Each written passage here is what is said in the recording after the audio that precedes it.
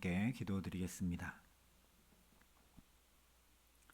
아버지 하나님, 어둡고 굳어지고 무뎌진 우리 마음과 영혼을 오늘도 아침을 환히 밝히는 저 빛처럼 밝혀 주셔서 생명의 길을, 복된 길을 좌우로 치우침 없이 오늘도 빛 가운데 걸어감에 부족함 없도록 이 시간 우리 가운데 임재하시고 다스리시고 함께하여 주시옵소서. 예수님 이름으로 기도합니다. 아멘. 오늘 우리에게 주시는 하나님 말씀은 사무엘하 5장 11절부터 12절의 말씀입니다.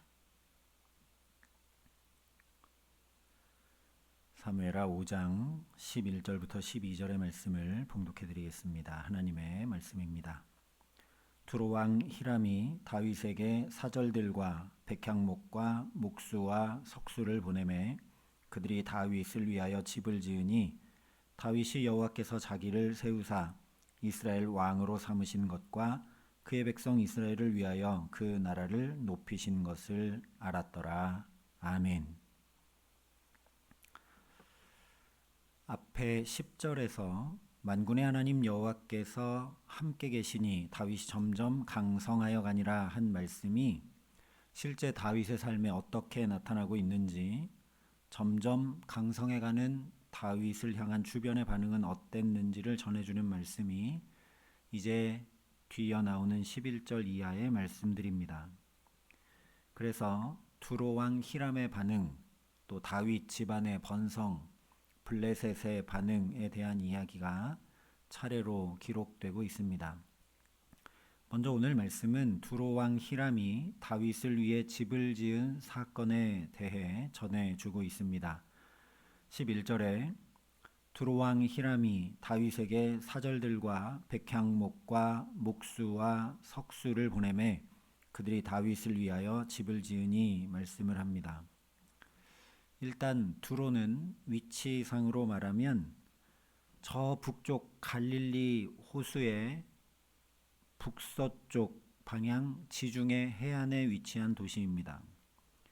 그래서 이 두로 왕 히람은 해상무역을 통해서 두로를 가나안 지역의 최고 물류 도시, 무역 도시로 성장시킨 왕입니다.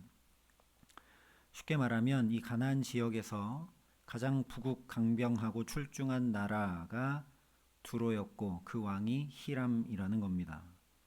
그런데 이제서야, 지금까지는 왕도 없었는데 이제서야 막 왕정을 세워 나가고 있는 이스라엘 왕 다윗을 위해 그 막강한 두로의 왕 히람이 왕궁을 지어주었다는 겁니다. 그러니까 단순히 생각해봐도 참으로 놀라운 일이죠. 힘이 약한 나라의 왕이 힘센 나라 왕에게 잘 보이기 위해서 스스로 조공을 바치는 일들은 있지만 거꾸로인 경우는 없습니다. 그런데 두로 왕 히람이 자기를 위해서가 아니라 이스라엘 왕을 위해, 그것도 조그만 창고나 어떤 시설물 아니면 비품 이런 것의 조공이 아니라 아예 왕궁을 지어 주었으니 이것은 그야말로 세상에 없는 일이죠.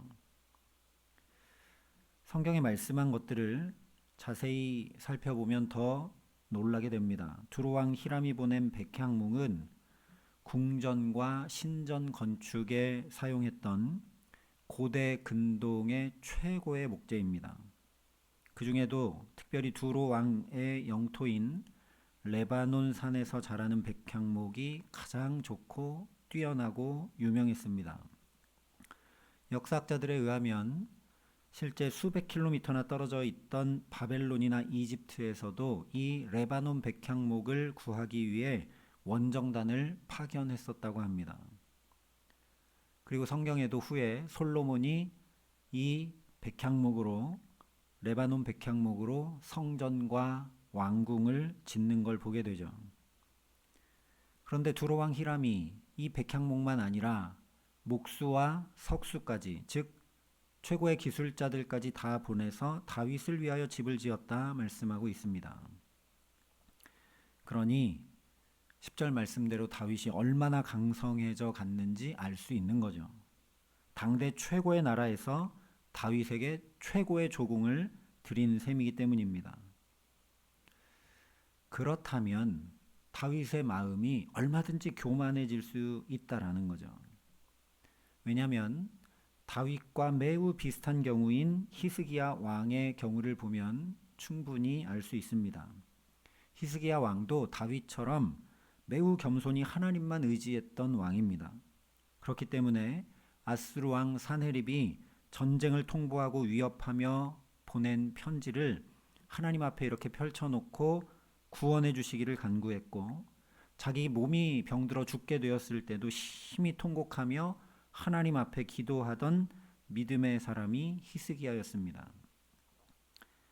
그런데 그의 기도를 들으시고 죽지 않게 하시고 병을 낫게 해주시자 이 히스기야가 하나님의 은혜는 있고 금세 교만이 행합니다.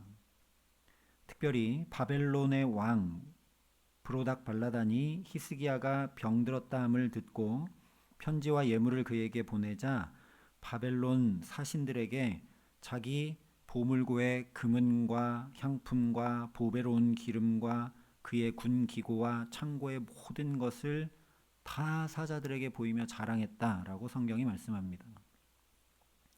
당대 최고의 제국인 바벨론 왕이 친히 서신과 예물을 보낼 만큼 내가 뛰어난 왕이라 착각하고, 자 봐라 우리나라는 이렇다, 우리 창고에 있는 것은 이렇다, 내 권위와 내 명성을 봐라 라고 사신들에게 자랑했다라는 거죠.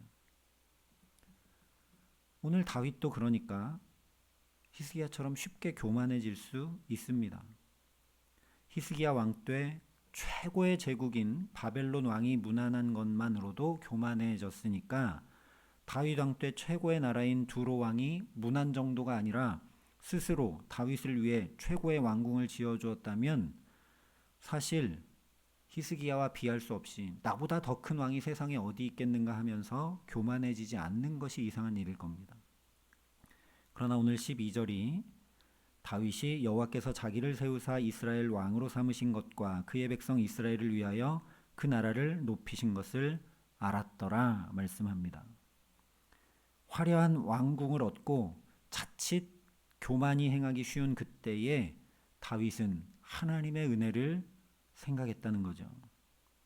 한갓 목동에 불과했던 자신을 왕 삼아 주셨을 뿐 아니라 이방의 왕이 스스로 친히 최고급 목재와 기술자들까지 다 보내서 왕궁을 지어주는 영광까지 얻게 하신 하나님의 사랑이 얼마나 크고 놀라운지 깨달아 알았다는 겁니다. 또한 두로왕 히람을 통해 하나님이 다윗 자기를 높이신 것이 아니라 하나님의 백성을 위해 이스라엘 나라를 만방 위에 높이신 것을 알았다 말씀합니다. 다시 얘기하면 세계 만방 위에 높이신 하나님의 백성 이스라엘로 인해서 그 이스라엘의 왕으로 세움받은 다윗 자신도 자동적으로 자연히 높임받게 된 것을 깨닫게 되었다는 겁니다. 자기가 뭐 잘나고 뭘 잘해서가 아니라는 거죠. 그래서 한마디로 하면 두로왕 히람의 이 일을 통해 들은 적도 없고 본 적도 없는 놀라운 하나님의 은혜와 사랑을 다윗이 깊이 깨달아 알게 되었다는 말씀입니다. 그렇게 하나님의 크신 은혜와 사랑에 감격하게 되면 자연히 하나님의 뜻을 구하고 따르며 순종하게 되어 있습니다. 그래서 다윗도 자기를 왕 삼으신 것이 개인의 영화를 위함이 아니라 하나님의 백성 이스라엘을 위한 것임을 알았다고 말씀합니다. 즉 이 두로왕 히람의 일을 통해 말할 수 없는 하나님의 사랑을 경험하게 되자 이 하나님의 백성 이스라엘을 위해 내가 충성해야 되겠구나 라고 결심하게 되었다는 말씀이죠. 그러니 오늘 이 말씀을 보면서 우리도 다윗처럼 잘된 일이든 어려운 일이든 모두 거기서 내게 말씀하시는 하나님의 음성을 깊이 듣고 깨달아 알게 하시는 은혜 더해 주시기를 간절히 기도합니다. 다윗은 지금까지 거의 내내 사울에게 쫓겨다니고 죽음의 위협이 임해올 때도 그때도 늘 하나님의 은혜를 깨달아 알고 하나님이 나를 지켜보호하시는구나, 머리털 하나도 상치 않게 하시는구나.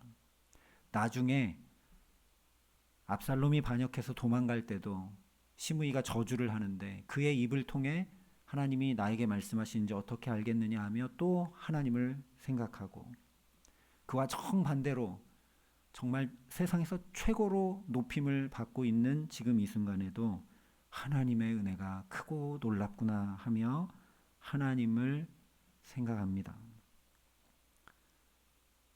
어떤 일에서건 이렇게 하나님의 은혜와 하나님의 사랑과 하나님의 인도하심과 하나님의 붙드심을 깨달아 아는 것이 은혜인 줄 믿습니다. 깨닫지 못하는 사람은 멸망하는 짐승 같다. 성경이 분명히 말씀했습니다. 깨닫지 못하면 교만해집니다.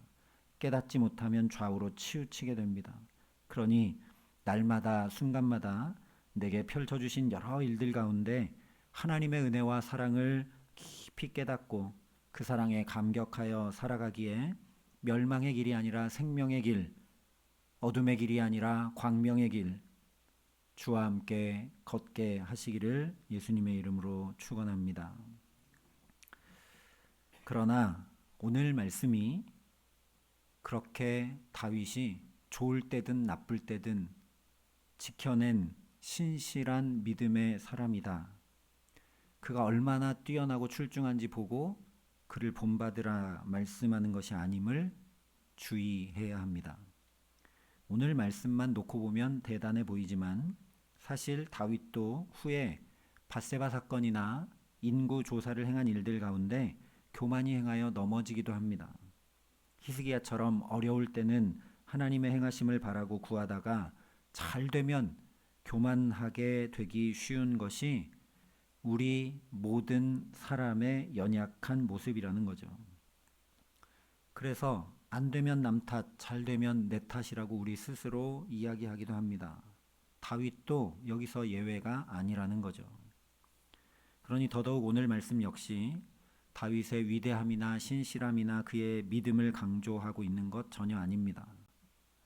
심지어 다윗이 그렇게 하나님의 은혜와 사랑을 깨달아 알게 하신 것조차 전적인 하나님의 은혜임을 분명히 알라는 겁니다. 하나님 깨닫게 하지 않으시면 하나님의 은혜와 사랑이 얼마나 놀라운지 어찌 알겠습니까? 우리가 주목해야 할 것이 바로 이것입니다. 끊임없이 이 은혜, 깨닫게 하시는 은혜를 구할 때 오늘 다윗의 경우처럼 좌우로 치우치지 않고 교만히 행하지 않을 수 있게 되기 때문입니다. 이것이 10절에서 만군의 하나님 여호와께서 함께 계시니 다윗이 점점 강성하여 가니라 한 말씀의 진정한 의미입니다. 겉으로 강대국도 조아리는 왕이 된 것이 강성한 것이 아니라 이 마음과 영혼이 잘 되는 것, 하나님의 은혜가 마르지 않는 것, 그것이 바로 참된 강함이기 때문입니다. 그러면 영혼이 잘됨 같이 범사가 잘 된다는 말씀 그대로 이방왕 두로 왕을 통해서도 생각지 않은 최고의 궁전까지 짓게 하시는 놀라운 하나님의 역사와 은총을 경험하고 누리게 됩니다. 하나님께서 친히 놀랍고 영광스러운 하나님 나라를 살아가게 하신다는 말씀입니다. 그래서 사도 바울이 이렇게 간구했습니다. 우리 주 예수 그리스도의 하나님 영광의 아버지께서 지혜와 계시의 영을 너희에게 주사 하나님을 알게 하시고 너희 마음의 눈을 밝히사 그의 부르심의 소망이 무엇이며 성도 안에서 그 기업의 영광의 풍성함이 무엇이며 그의 힘의 위력으로 역사하심을 따라 믿는 우리에게 베푸신 능력의 지극히 크심이 어떠한 것을 너희로 알게 하시기를 구하노라. 이 기도가 오늘 우리의 간절한 기도 되게 하시기를 바랍니다. 하나님 지혜와 계시의 영을 주셔서 하나님을 더 깊고 넓고 풍성히 알게 하여 주시옵소서. 오늘도 마음의 눈을 환히 밝혀주셔서 오늘 나를 살게 하시는 그 부르심, 왜 부모로 부르셨는지, 왜 성도로 부르셨는지 그 부르심을 깨달아 알게 하여 주시옵소서. 나의 온 삶에 내려주신 주의 크신 은혜와 사랑을, 그 놀라운 능력과 함께 하심을, 십자가 구원의 그 헤아릴 수 없는 은혜와 사랑을 깊이 깨달아 알게 하여 주옵소서. 간구하는 저와 여러분 될 수 있기를 바랍니다. 그래서 오늘 다윗처럼 그렇게 영혼이 잘됨 같이 은혜가 메마르지 않아서 친히 하나님께서 이루어 주시고 높여 주시며 동행해 주시는 귀한 은총 가운데 오늘을 사는 만큼 하나님 나라가 우리 삶에 더욱 바로 세워져 가게 하시기를 예수님의 이름으로 간절히 축원합니다. 함께 기도하시겠습니다. 아버지 하나님, 오늘도 먼저 주 앞에 나와 은혜 구하게 하시니 감사합니다. 우리에게 필요한 여러 은혜가 있지만 특별히 마음의 눈을 환히 밝혀주시기를 원합니다. 그래서 하나님의 구속의 은총이 무엇인지, 하나님 어떤 분이신지, 하나님 왜 오늘도 내게 호흡 주시고 살아가게 하시는지 깊이 깨달아 알고 우리 마음과 영혼의 은혜가 메마르지 않도록 역사하여 주시옵소서. 그래서 영혼이 잘됨같이 범사가 잘되는 하나님께서 친히 함께 해주시는 그 하나님 나라를 오늘도 온전히 세워가며 주와 함께 동행할 수 있도록 이 기도의 시간 우리와 함께하여 주시옵소서. 이제는 주 예수 그리스도의 은혜와 하나님의 사랑과 성령님의 교통하심이 여기 머리 숙여 오직 주의 은혜로 마음과 영혼이 맑고 환하여 마르지 않는 은혜의 샘을 가지고 살아가기를 소원하고 결단하는 여기 모인 모든 주의 성도들과 사랑의 빛교회 모든 교우들과 이 나라 이 민족과 이 귀한 복음을 오늘도 세계 만방에 전하시는 선교사님들 가운데 이제로부터 영원토록 함께 하시기를 간절히 축원하옵나이다. 아멘.